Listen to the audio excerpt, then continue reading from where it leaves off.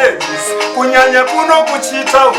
Dayana chiremba magadzira mapiritsi ekuti tikangomwa tozora mafuta. Kozi kugeza kunelepa mana, geza kunelepa mana, geza kunelepa mana, geza kunelepa mana, geza kunelepa mana, geza kunelepa mana, geza kunelepa mana, geza kunelepa mana. Daimaitira tiringi zvimwe tingaita lingi.